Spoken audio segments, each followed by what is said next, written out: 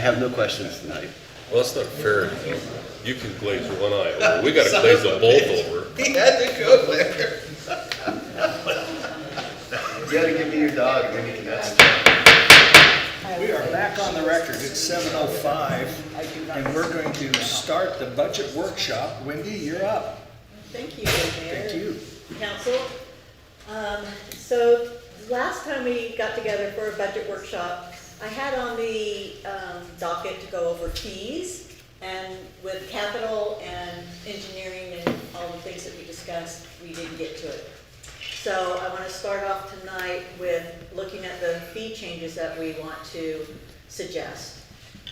The first one, so you'll see in the column E that these are the proposed fees, and column D is our current fees. So the first one we come to is business registration, increasing that from $25 annually to $30. And most of these increases that we're seeking are because it's costing the city more to process these things, the time that it takes, and so on and so forth. And we'll go through that. These are the sewer connections, and this is the 5% that we talked about at the last budget workshop in the assumptions page. The Middleton market permit, so that was highlighted for food truck vending. I don't remember why that was highlighted, so I'm sorry, Becky's not here tonight. Can you talk about why that's highlighted? Yeah, It's so, not changing. Make sure you're on a microphone. it's not changing, that's just because that's the permit that we charge. Where we did, okay. But we were charging it specific to Piccadilly Park, but this is now adding a food truck vending permit. Okay. So we changed the description is all Yes. that is? Yes. Thank you. Okay, so as we scroll down into under subdivisions, so extension requests on a plat, we're moving that from 200 to 210. And mostly all of these fees in this section, we've been tracking the costs associated with processing the applications, and these are in line with the cost to process through an engineering, through legal, and through internal staff. And so all of these fees are going up to be more in line with what it's actually costing. Additional construction reinspection, that's going up. Final plat includes the project closeout, so multiple inspections to verify results, and drafting letters and following up with an item. They say they're done, we have to go back out and inspect, and then they're not done, and so then they have to fix it, and then we have to go back out again and inspect. And so this is the reason these fees are having to go up.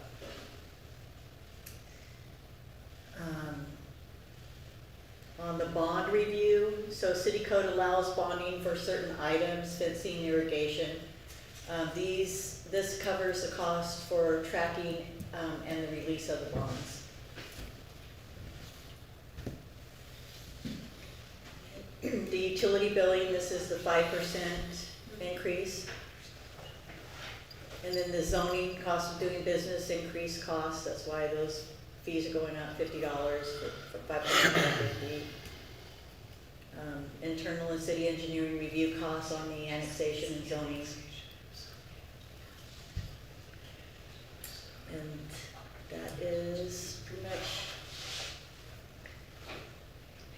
Okay, so in this zoning section for design review, we've, instead of having these that broke out to 3 different fees, it's now being just one fee of $750. Development agreements, due to technical and legal review, that's increasing. Increasing staff time, engineering, and legal review. So pretty much all of them are increasing for those reasons. That about covers the fee changes. Is there any questions, concerns on these? David? I'm breaking my promise already.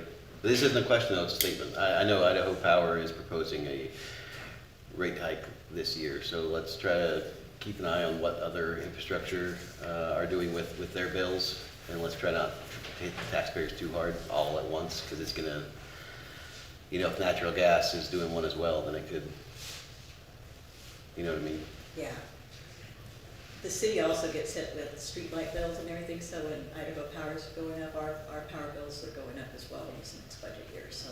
Just, I mean, just eye with a It conservative is, eye. I is all. know, costs are going up everywhere, I wish they weren't. And that's something that you guys can decide on what you want to do or not, but I'm just letting you know that these are, in order to make it even, we're not here to make money on it, we're just trying to recoup the cost of what it's costing the city. Should we move on? Ready to move on, okay. Last budget workshop, Carrie had a question. Her question was, what is the percentage of salary to direct income? And so this spreadsheet right here is answering that question for you, I hope. So what I've done is I've highlighted what I consider is direct income in blue on the left side, and that's the income. And then as you scroll down, you'll see that that direct income equals 75% of the total income at $3,227,391.20. That is the general fund's income, and the general fund's payroll, fully loaded payroll, this is benefits, this is everything, is 77% of that direct income. Then you come to the library, their direct income is 92% of their total income. And of that direct income, 70% of that is salaries. For the streets and alleys, we've got their direct income equals $2,753,403.04, which is 74% of the total, and their salaries is 13% of the direct. For water, same, 46% goes to salaries of direct income, and sewer is 23%. So in all, 41% is the total of payroll for the whole city, All in, all in. 41%. So in my opinion, for a service industry, where we're not making a product, that does not cause me alarm at all. I think that's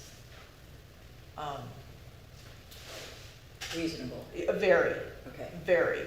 That leaves, Your other question that you asked me at the last budget workshop was you wanted to know out of the capital of all funds, what was the total that we were gonna spend in capital, and what was the total that we were gonna spend out of all funds in engineering.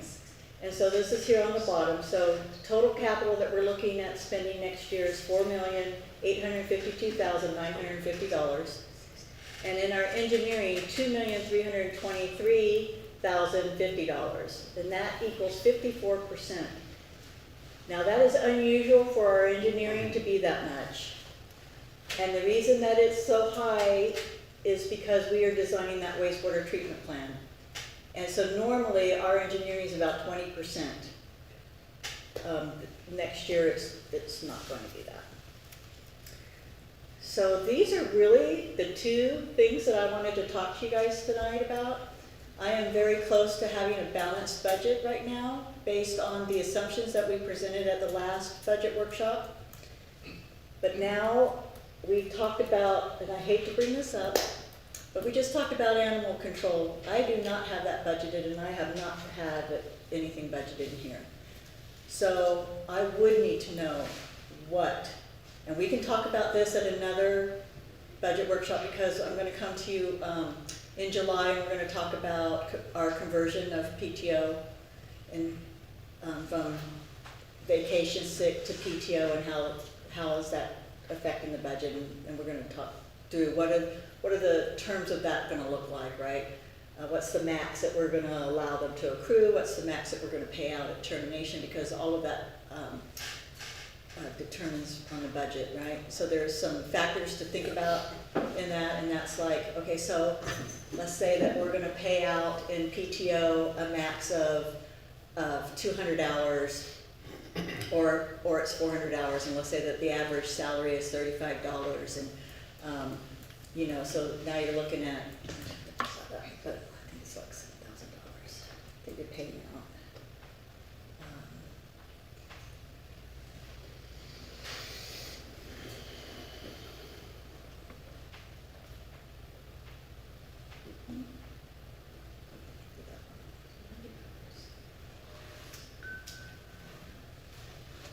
Okay, so that could be, that's not right. I'm doing it wrong, I don't know why. Just $35 times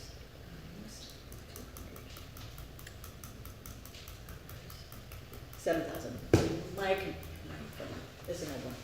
Anyways, but if you're not hiring somebody, so now that person leaves and you pay out $7,000, right?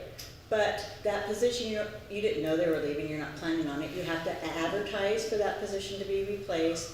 Then by the time you interview everybody and you get them in, it's gonna take a number of weeks that is already budgeted for, right? That you're gonna pay that position. So you just paid out, but now that position's sitting empty and for these number of weeks, which you recoup those costs that you just paid out, because now you're not paying them out for the weeks the time that you're not filling that position. So the only time that it really kind of could bite you is if you let somebody go who has a high PTO balance because you've already got somebody that you're wanting to replace them with, and then that it's a quick, easy changeover, and then now your budget can be impacted because you're paying out so much in your PTO, and you're gonna continue to pay salaries. Does that make sense? Are you following that? Yeah. Yeah. So, we'll talk about that more in the next budget, because that's where I'm kind of, needing direction to know what we're gonna do there. So, unless you guys have something that you want me to talk about with you guys? Curious about anything? What are the chances that you'll have to amend the budget later in the year? So I am hoping to not have to do that. I think every treasurer is hoping to not have to do that, right? So I have put in, we have put in the estimation for the $2 million that we're hoping to get in that grant that was talked about. So but that's a wash, right? You put the 2 million in, coming in, and you got the 2 million going out, right? So my estimate on building permits would be a potential for having to do a budget amendment. If we're budgeting 100 building permits, which we are, then, and that came in, let's say we got 300 building permits, and we wanted to bring in that money because we're not assuming that that money's coming in, and we wanted to spend it on a project, then we would have to do a budget amendment. So the answer to my question is probably not have to do that. Probably not. Unless something really strange happens in that building really, industry. yeah, Okay, yeah. okay. And Jenica reported today, council, that we're up to 80 building permits? 95 building permits. Wendy and Jenica believe that that's about on track to reach our projected budgeted amounts. So life is somewhat coming off as it's expected at this point. We got off to a slow start, but it's starting to pick up. Yeah. Okay. What's more important there is we budget a number, right? And our number is based on building permits. It's not commercial. And so when commercial comes in, that gives us the revenue. So they might be counting the numbers, but I'm looking at the revenue. And do I feel that the revenue is going to come in that we budgeted for in '23 for that? And now that things are picking up, I'm feeling very confident that we will. We really won't know till September. We will won't, we? but Yeah. based on the projections, I'm feeling good about it. And can I say something? That's residential building permits. That's residential building permits, not commercial permits. Very good, thank you, good point, good point. All right, anything else for Wendy on the workshop numbers? Thank you, Wendy. Thank you, Wendy. I want you to know you do a great job, and to be able to balance at this point is a tough job, and you're Well, doing pretty good. I say that, we At haven't done this the point. afternoon. Yeah, At there's this a lot of point. things that are still moving. I love getting everything to zero, but I know it's just gonna change. You know, different things come up, like this animal thing, you know? I'm pretty balanced right now, but that's gonna throw a wrench in there, and I'm gonna At have this to point, figure out how you're to looking very do good. it, so, And we appreciate it, just want you to know. thank you.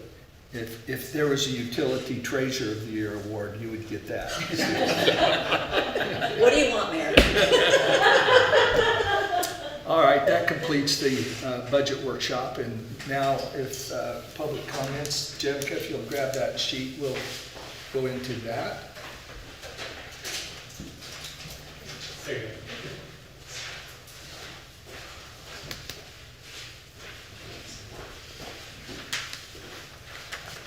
All right, the first name is Patty Crawford.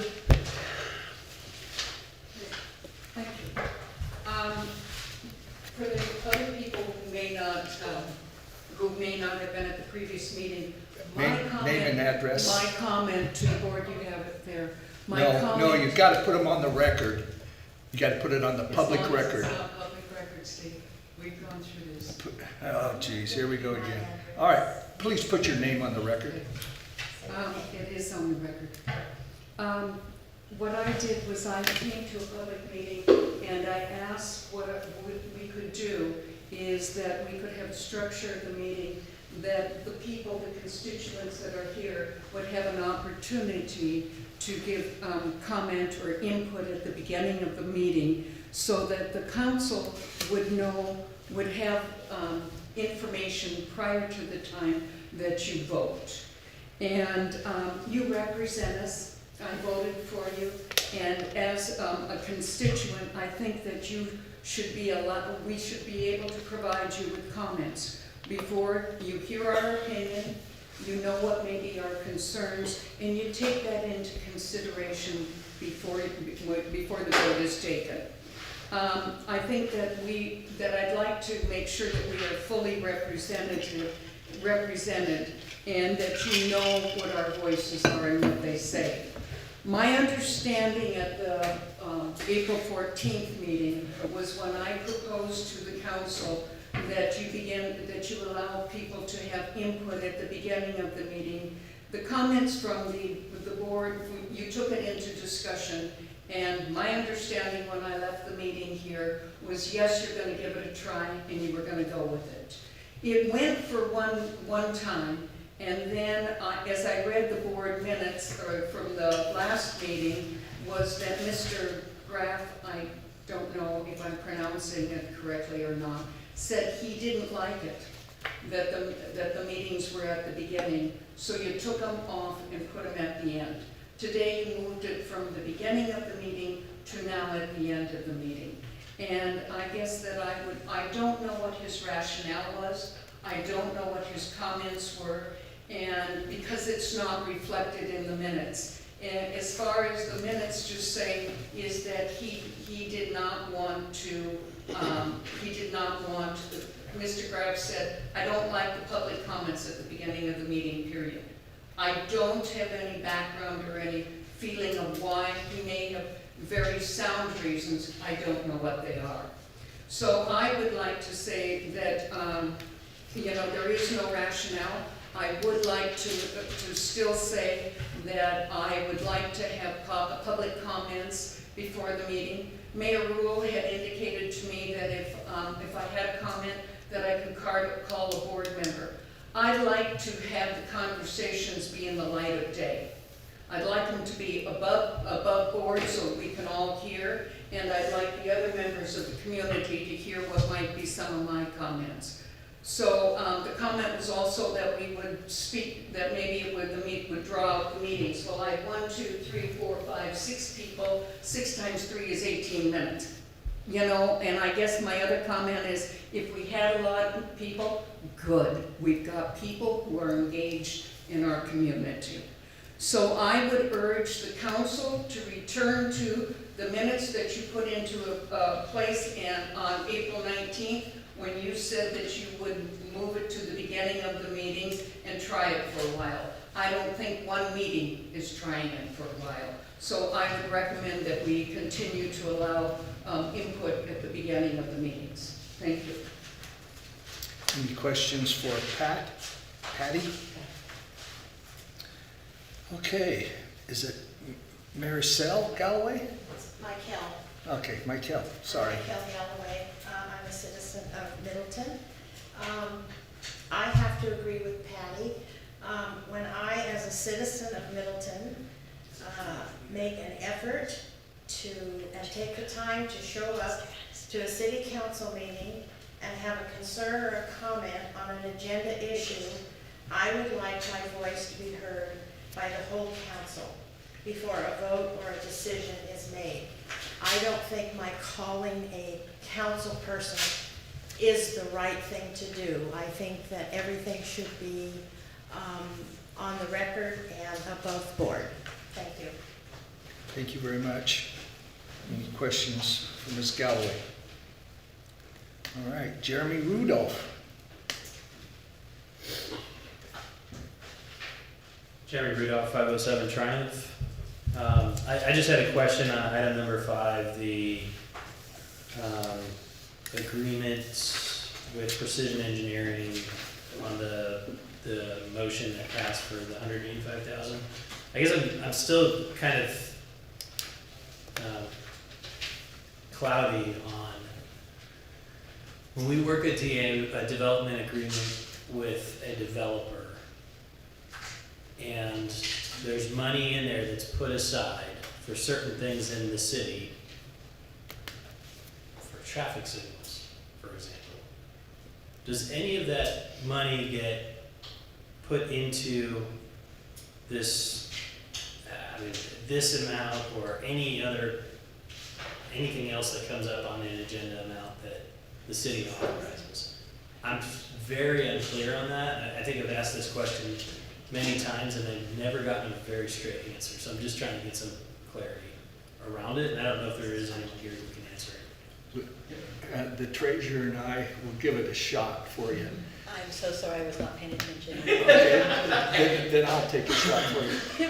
I'll just use an example, a Hartley intersection. Monies were received by a developer and were pigeonholed for the Hartley intersection.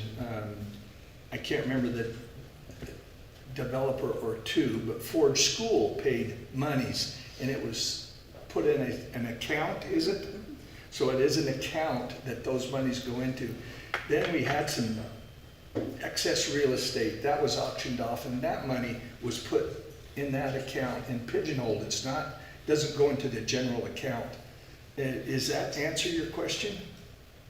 I guess I was, Are you asking, do we use those funds to fund that project? Is that what you? I've been to, not recently, but I've been to plenty of other city council meetings and public planning and zoning meetings. And the light on Hartley was asked for over a year and a half ago. And what we were told was that, well, we don't have the budget. That's what we were told as citizens. So, okay, the next question came out, well, why don't we have the budget? Well, these developers are paying us. Where's that money going? It's going into a general fund. So I'm trying to figure out how all of a sudden there's money that's dedicated to the Hartley Light when a year and a half ago there was no money there. And all of a sudden now there's money there. I'll try it again. There's another piece to it. So first of all, there was a budget line item of, I think it was $890K for the cost of the light. And so they started collecting maybe on that number. But they under collected, in my opinion.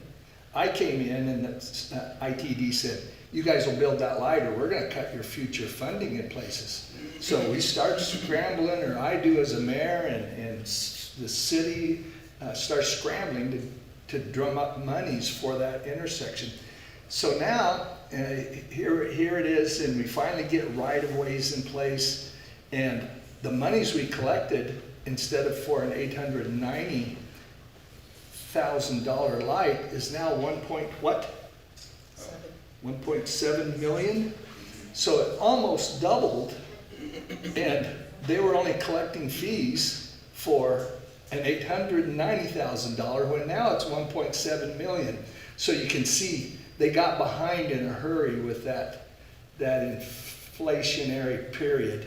Who's And they? Just for kicks and giggles, they put the poles up today, finally. So the lights can't be too far away. Mayor Rule. Councilman Huggins.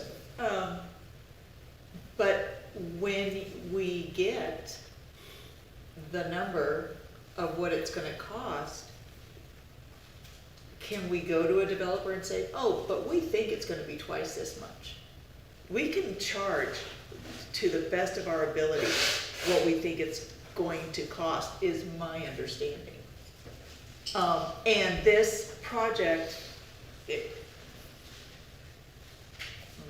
I'm not thrilled to say this project actually started before Mayor Rule was elected. So we have been working on the Hartley Light for a lot longer than a year and a half. Hartley Light couldn't go in until the sewer project was done. It's a really unique project to say, well, the Hartley Light took 6 years. Yeah, because the sewer part of it had to go first. If we had put the Hartley Light in back when we had the 800 or 900,000, would have been great. We would have ripped it back up to put in the sewer project. And the truth It's is, a unique project. I don't blame people for being frustrated. We collected money from developers for that project with the numbers we had at that time. Or else we'd always double or triple them. And then you'd be spending that money on attorneys. Because you can't triple the number because you think that's what's gonna happen. and that's just one example. If you go now, we've got Roberta in place, who's an ex-attorney, worked at big-time development in Boise, big names. She's come in here now, and we're correcting, I'm not gonna say we're, Roberta's expertise is correcting some of those insufficiencies that are demanding on developers coming in now. Plus, there's impact fees in place now that are, the Mid-Star impact fees are affecting each of those kind of, many of those kind of situations. Mayor, and Okay, just to Mr. piggyback, Chairman. because Hartley is so unique, it's interesting that a big portion of that was coming from what's now the Toll Brothers, was Coleman Homes. Well, that old development agreement from way back however long ago that was, and then the recession hit and then things happened, he was going to pay towards that intersection in phases, not all up front like we do now. So lesson learned. Well, when your recession happens, then he gets to a point, and then rather than build out, sells. Now you go through a year long trying to sell that property, and the new owner comes in and assumes that. So now they're paying, let's say, $300,000 for a light that 10 years ago was $300,000, but fast forward 10 years, now it's $1 million. And so that in that intersection, in that example that you're using, there was a lot of factors involved that were out of our control with that. And that's one of the reasons why we've changed development agreements over time, where now it says, if you're gonna do it, we get that up front, the full cost, so that we can do something with it rather than pick it up. You know, I don't even know how many phases are up there, 20 phases or whatever it is, and you know what I'm saying. Sure. And so lessons learned, and that development agreement was before all of our time here, when that started, that process started. And so it's kind of one of those things that as you know, cost of living, as we understand, cost of everything, getting people to do it, you know, trying to predict that is like trying to predict the weather, really. We have estimates, but that's to the best of our ability. So I hope that answers your question. I'm not trying to talk around it. Just that intersection was really unique. And so when we said we didn't have the money, it's correct. We didn't have 100% of it, because when we got that development money from the agreed upon amount, because we couldn't go back 10 years later, because they have a development agreement, a contract that said we'll pay this much money. We couldn't go back and go, yeah, but that was 8 years ago's cost. You now was this much. Yeah, that's I think what, Yeah, so- Councilmember Huggins was saying. Yeah. Right? Just double charge the Yeah, developer. so For it's, inflation, for costs. Yeah, cost of so business, that- chain. that intersection unique that way, Sure. so. Yeah, I think the only other thing the only other comment I had was when Amy was talking, Councilmember Murray had asked a question about how many homes are we accounting for the future growth of Middleton, and it was very concerning to me that the city engineer did not have that number handy. So I just wanted to make that comment publicly. My jaw dropped to the floor, so, thank you. All right, thank you very much, Jeremy. All right, any other public comment? He didn't get his name on the record. I can't hear you. No. Speak I up. think the gentleman in the back wanted to add his name, but he. Awesome. We're gonna let you tonight. Well, thank you.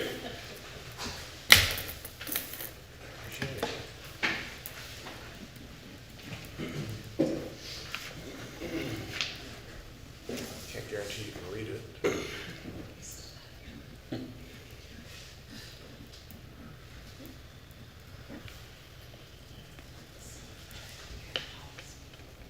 Is this part going public record also, the phone number?